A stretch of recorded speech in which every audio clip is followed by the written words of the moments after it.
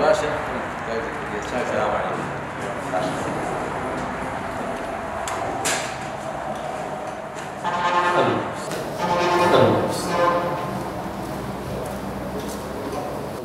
شونش مباركة يكون ذلك.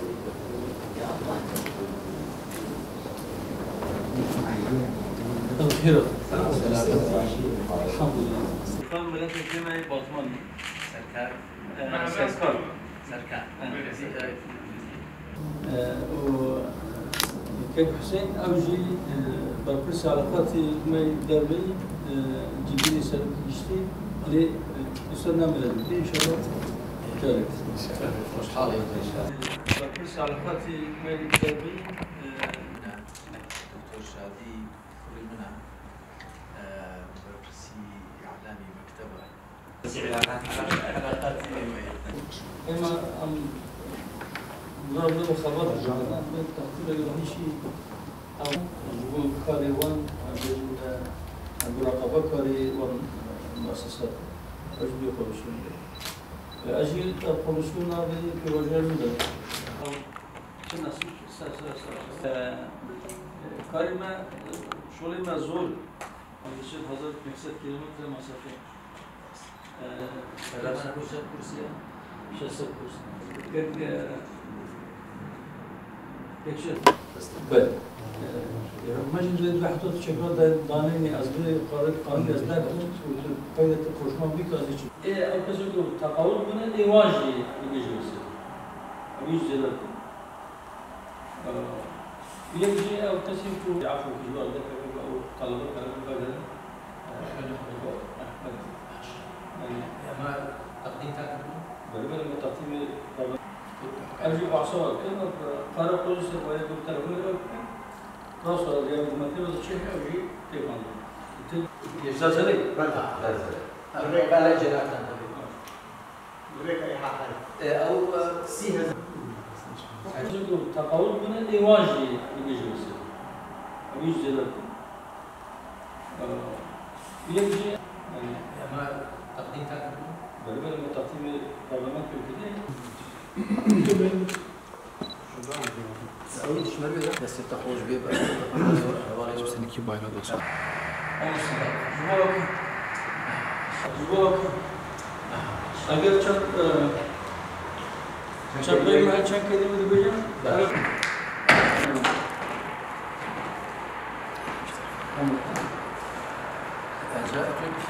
Değerli basın mensupları, bugün Irak Kürdistan Bölgesi Adalet Toplum Partisi Genel Başkanı Muhterem Ali Bapir'i genel merkezimizde ziyaret ettik.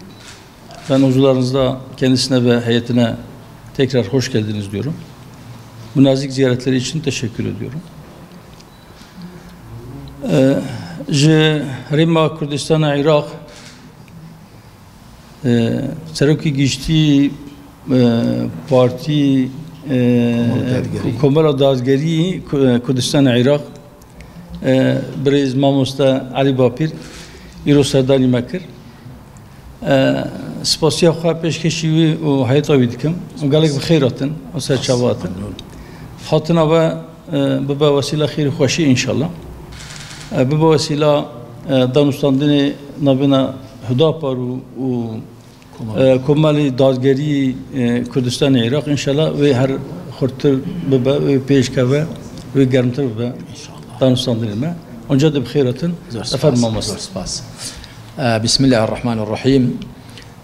إمال ضمني أو سفرمان ذاك كرد معنا مزارع بو تركيا دوسيا روج لديار بكر ماينة ودوسيا روج لأنقرين أمرو سرداني بارقاي مركزي هدا بارمان كرد وجنابي ماموسا زكريا سيدة زكريا مان بيني لەگەڵ هەندێک لە پەرلەمانتارەکانیان بەڕاستی من دڵخۆش بووم و پیرۆزباییشم لێکردن بەو بنکە جوانە و بارەگا جوانە کە هی خۆیانە کردویانەتەوە و ئومێدەوارم کە هوداپار ڕۆژ بە ڕۆژ زیاتر گەشە بکە بەرەو پێشەوە بچێ چونکە خەڵکی کوردستانی باکوور زۆر پێویستیان هەیە بەو ناسنامەی کە هوداپار هەڵی گرتووە کە ناسنامەی ئیسلامەتیە و ئیسلام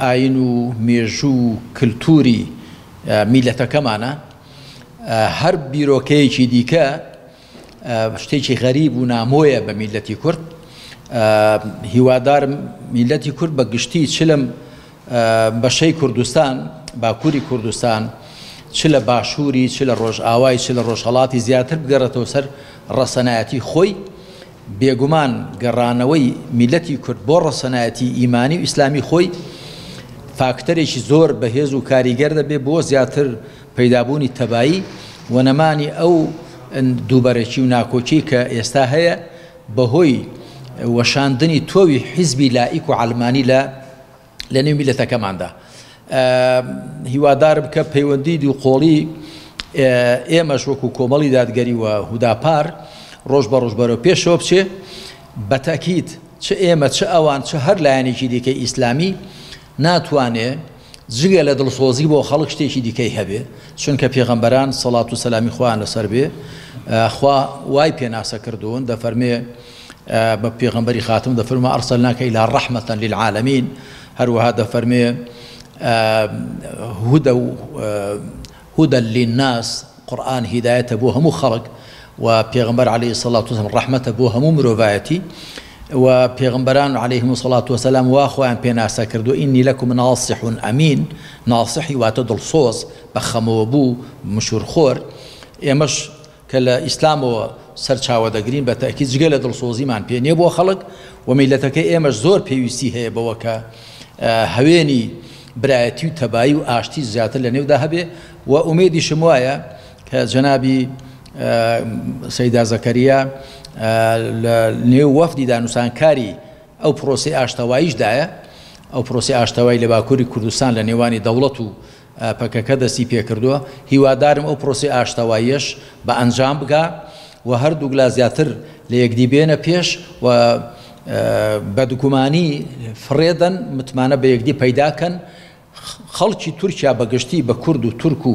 میلەتەکانی دیکەش زۆر پێویستی بۆ پرۆسەیە هەیە کە سەروبەر بگرێ و هیوادارم لە شوێنەکانی دیکەش لە ڕۆژاوای کوردستان لە ڕۆژهەڵاتیشی هەروە لە باشووریش هەمومان زیاتر بیرکەین لە خاڵە هاوبەشەکان خوای پەروەردگار دەفەرمێ قل یا ئەهل الكتاب تعالوا إلى كلمة سواء بيننا وبينكم ئەی خاوەن کتێبەکان وەرن بۆ وشەیەکە هاوبەشە ئێمە دەبێت لەگەڵ غەیری خۆشمانداوەتە ناموسڵمانانیشدا بۆ خاڵی هاوبەش بگەڕێین چ جای لە نێو خۆماندا جارێک کەژەمە سوپاسی سەیدا زەکەریا و هەواڵەکانی دەکەین کە پێشوازیشی گەرم و گوڕیان لێکردین خوا بەرەکەتی زیاتریان بەسەردا بڕێژێ سەلام عەلەیکم وەڕەحمەت الله تمام زۆر خێر جەسەد مەمنون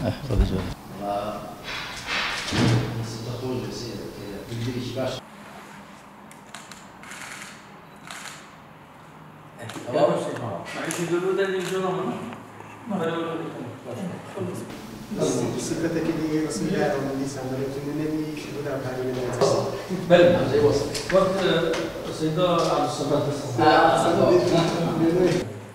كتابك قوي جبنا صدام